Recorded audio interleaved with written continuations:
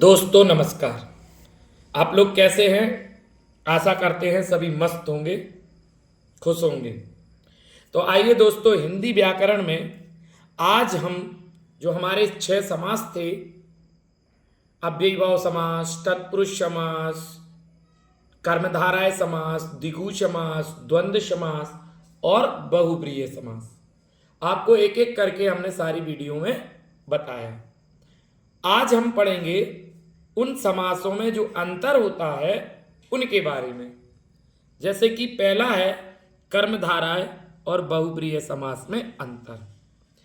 Duty की स्थिति रहती लोगों के पास, तो इसलिए हम आज आपको उनके अंतर बताएंगे, जिससे आपको जो संशय होता है, जो डाउट होता है, वो नहीं रहेगा। तो आइए, पहली कंडीशन है कर्मधारय और बहुब्रीहि समास में क्या अंतर होता है। इन दोनों समासों में अंतर समझने के लिए इनके विग्रह पर हमको ध्यान देना होगा। अंतर समझने के लिए किस पर ध्यान देना होगा? इनके विग्रह पर। तो देखिएगा, कर्मधारय समास, इसमें एक पद विशेषण या उपमान, एक पद विशेषण या उपमान होता है और दूसरा पद विशेष या उपमेय होता है। तो विशेषण के बारे में और विशेष के बारे में हम आपको पहले बता चुके हैं। विशेष वो होता है जिसके बारे में कुछ बताया जाता हो या जिसके बारे में बात चल रही हो, वो विशेष या उपमेय होता है। और जो उसके बारे में विशेषता होती है वो विशेषण या उपमान होता है। तो जैसे कि एग्जाम्पल है नील गगन। नील गगन में नील जो है वो क्या है? विशेषण है। और गगन क्या है? विशेष। क्योंकि गगन के बारे में बताया जा रहा है कि वो नीला है, तो जिसके बारे में बताया जाता है वो विशेष होता है और जो उसके बारे में बताया जा रहा है वो विशेषण होता है। इसी तरीके से चरण कमल, यानी इसमें चरण जो है वो उपमेय है, अर्थात विशेष है। उपमेय का मतलब होता है विशेष। इसका मतलब जिसके बारे में बताया जा रहा है। तो यहां चरण के बारे में बताया जा रहा है। और कैसे हैं चरण?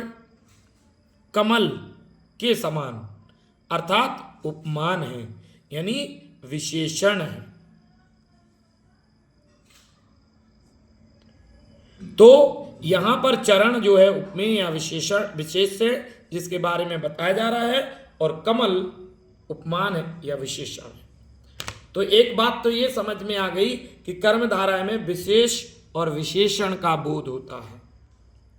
आइए बहुब्रीहि में बात करते हैं। बहुब्रीहि समास में समस्त पद ही किसी संज्ञा के विशेषण का कार्य करता है, यानी पूरा पद ही एक विशेषण का बोध कराता है। जैसे अब अंतर देखेंगे एग्जाम्पल के थ्रू। तो पहला है चक्रधर, यानी चक्र को धारण करने वाला, अर्थात कृष्ण। तो यहां पर एक तीसरा पद प्रधान हो जाता है, यानी तीसरा पद विशेषण हो जाता है।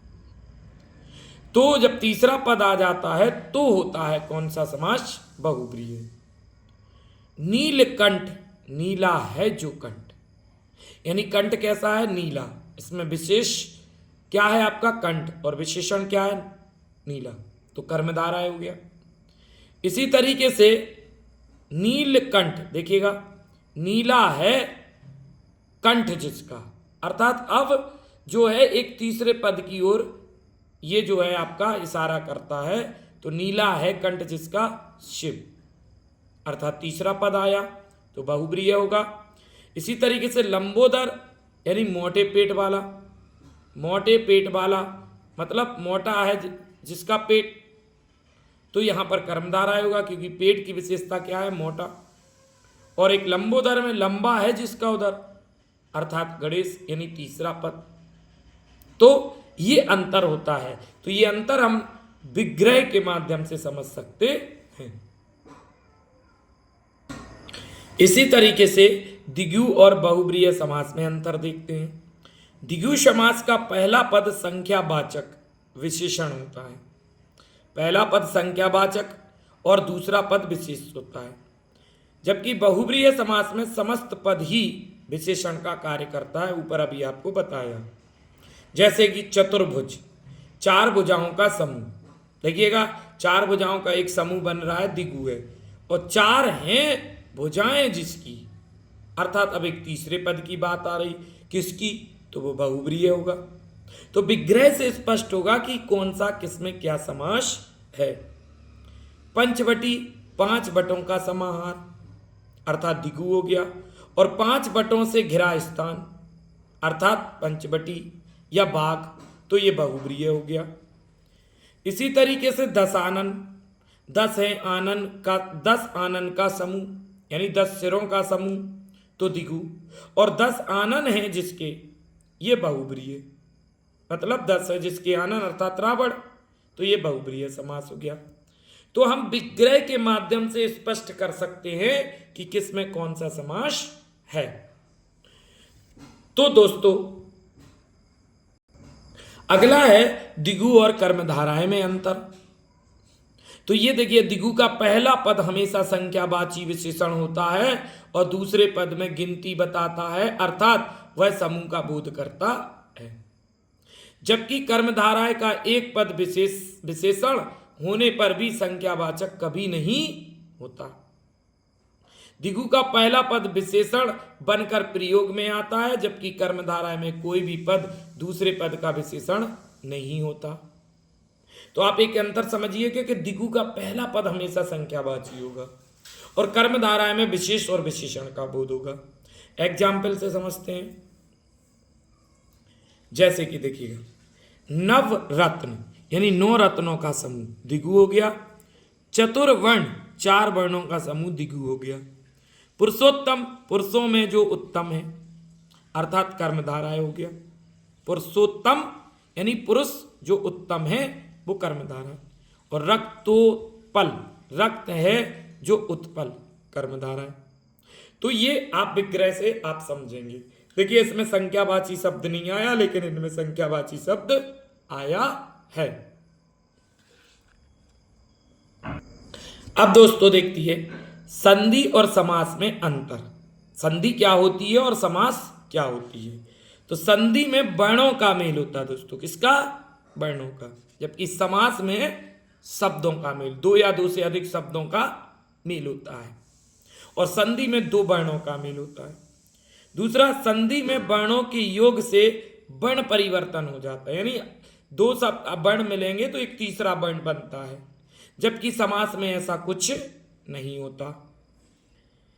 जबकि संधि में कारक चिन्ह नहीं होते, समास में कारक चिन्हों का लोप हो जाता है।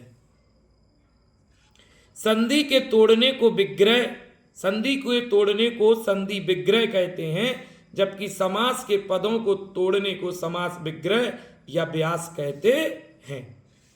तो दोस्तों ये अंतर था संधि और समास में। तो दोस्तों वीडियो अगर आपको पसंद आया हो तो वीडियो को लाइक करें, सब्सक्राइब करें, कमेंट करें और बेल आइकन जरूर दबाएं, जिससे नई वीडियो आपके पास तुरंत पहुंचे। और हाँ, वीडियो को शेयर जरूर करें, जिससे अधिक से अधिक लोगों के पास ये वीडियो पहुंच सके। और अगर वीडियो को फेसबुक पर देख रहे हैं तो फेसबुक पेज को फॉलो जरूर करें। जय हिंद, जय भारत। मिलते हैं अगली वीडियो में जल्दी।